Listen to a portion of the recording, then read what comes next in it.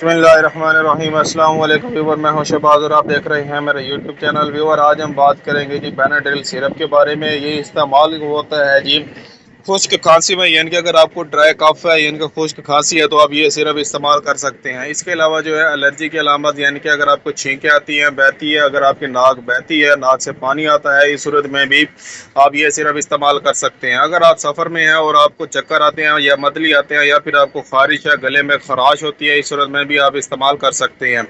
ये जो Benadryl syrup है इसमें नींद पाई जाती है, इसलिए जो है ये सिरप नींद के लिए भी इस्तेमाल होता है। वो हजरात जिनको रात को खांसी होती है, सोते वक्त खांसी होती है और नींद नहीं आती, तो वो ये सिरप इस्तेमाल कर सकते हैं। इसकी जो डोज है वो है जी 2 चम्मच रात को सोते वक्त आपने इस्तेमाल करना है। और ये जो सिरप है आपने इस्तेमाल करने के बाद ना ही कोई मशीनरी चलानी है और ना ही कोई गाड़ी वगैरह आपने चलानी है। ये जो सिरप है आपको हर मेडिकल स्टोर से आसानी से मिल जाएगा।